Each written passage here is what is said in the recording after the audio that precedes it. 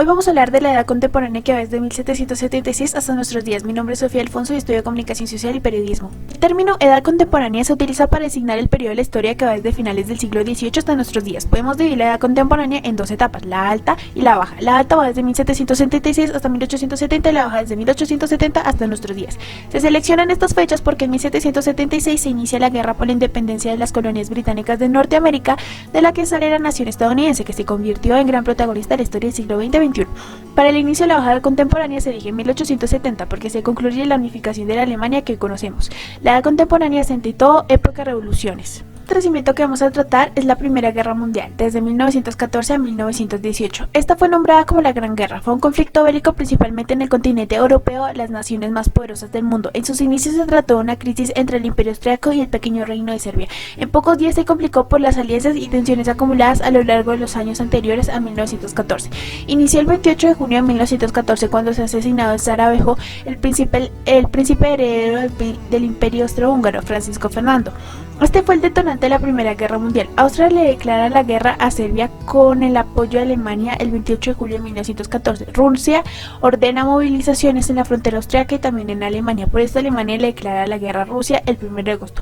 Junto con Rusia, a Francia, Alemania le declara la guerra el 3 de agosto, donde invade a Bélgica para atacar al ejército francés. Esta invasión le sirve a Gran Bretaña para declarar la guerra a Alemania el 4 de agosto. Además, en agosto de ese mismo año, Japón declara la guerra a los imperios centrales y esta entra a formar parte de la Triple Entente. Una de sus consecuencias fue que ocasionó un desastre demográfico. Casi 13.000 millones de soldados perdieron la vida y 21.000 millones resultaron heridos. También resultó la Paz de Versalles, que es el conjunto de tratados que pusieron fin a la Primera Guerra Mundial. Se cimentó en buena medida en la venganza y el odio. Otro acontecimiento del cual vamos a hablar son los totalitarismos de entreguerra. Los totalitarismos son regímenes de gobierno que se caracterizan por la concentración del poder del Estado en manos de un grupo de personas reunidas alrededor de una ideología. Los totalitarismos emblemáticos del siglo XX encontramos el comunismo en Rusia, el fascismo en Italia y el nazismo en Alemania. El comunismo en Rusia se fundamenta en la ideología marxista-leninista, pretende acabar con la propiedad privada e instaurar una sociedad sin clases. Se asentó primero en Rusia en 1917. Lenin fue el principal protagonista de su instauración en Rusia. Sus consecuencias fueron que el totalitarismo comunista en Rusia pronto se convirtió en una dictadura personal encarnada primero por Lenin, después por Stalin. Se estableció un sistema de vida que hasta 1991 despojó a millones de personas de sus derechos humanos más elementales. El fascismo en Italia no tendrá una ideología bien determinada y estructurada, se fundamentará en la supremacía del Estado sobre todo y en los sentimientos nacionalistas. En palabras de Mussolini, su principal representante, todo en el Estado, nada fuera del Estado, nada contra el Estado. Este totalitarismo nacería y se establecerá en la Italia entre guerras. El 27 de octubre de 1922, Mussolini organiza una marcha de todos los fascios italianos sobre Roma. Ante el peligro de un posible enfrentamiento, el rey de Italia, Víctor Manuel III, nombra primer ministro a Mussolini y le encarga formar gobierno. Como consecuencia, Mussolini eliminó los partidos políticos y disolvió las cámaras de representantes. En 1927 suprimió los sindicatos. La política exterior de Mussolini se centrará en mantener buenas relaciones con Gran Bretaña y Francia y consolidar la expansión italiana en algunas zonas de África y en la costa occidental de la península balcánica. El nazismo en Alemania. Hitler es su principal representante y el partido nazista el instrumento que empleará para acabar con la persona y con la libertad. La ideología del nazismo se apoyará en las ideas evolucionistas y positivistas del siglo XIX, al defender la superioridad de la raza germánica sobre las demás razas de la Tierra y por tanto el derecho de esta raza a dominar sobre las demás. En 1933 es nombrado Hitler como canciller por el presidente de la República Alemana, Mariscal Hindenburg. Como consecuencia, suprimirá los partidos políticos, excepto el nazista. Los sindicatos serán suprimidos en 1934.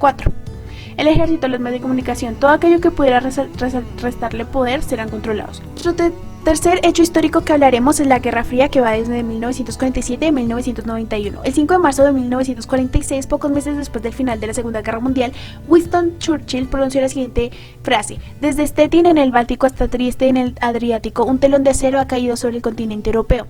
Churchill tenía motivos para declarar esta frase. Podríamos definir la Guerra Fría como el conflicto que desde la Segunda Guerra Mundial hasta 1991 enfrentó en todos los campos, excepto enfrentamiento armado. Las potencias del bloque oriental contra las del occidental, el primero dirigido por la Unión Soviética, el segundo por los Estados Unidos. En diversas ocasiones estuvo a punto de provocar un nuevo conflicto bélico mundial. Después de la conferencia de Yalta de febrero de 1945, estadounidenses y soviéticos trazaron un nuevo mapa del planeta. Las diferencias profundas de tipo ideológico, político y económico. Desde el punto de vista ideológico, la Unión Soviética se fundamenta en la ideología marxista-leninista. Estados Unidos prevalece la libertad. Desde el punto de vista político, la Unión Soviética está regida por un sistema totalitario, Estados Unidos por una democracia liberal. Desde el punto de vista económico, la Unión Soviética se fundamentará en una economía estatalizada, Estados Unidos en una economía capitalista. Como consecuencia de esto, Estados Unidos y la Unión Soviética acumularon grandes arsenales de armas atómicas. También se formaron los bloques militares de OTAN y el Pacto de Varsovia. La Unión Soviética se derrumbó debido a sus debilidades económicas. Nuestro cuarto y último hecho histórico y más reciente es el coronavirus. A finales de 2019 y comienzos de 2020 se desató una nueva pandemia en el mundo, provocando hasta el momento cientos de miles de muertos y millones de personas contagiadas por un virus que se originó, al parecer, en un laboratorio donde se crean virus artificialmente en la ciudad de Wuhan. Países como Alemania, Australia, Estados Unidos y otros han elevado acusaciones contra China ante tribunales internacionales por haber ocultado la epidemia inicial, impidiendo que se tomaran a tiempo medidas preventivas que hubieran impedido la difusión del virus por todo el mundo. Muchas gracias.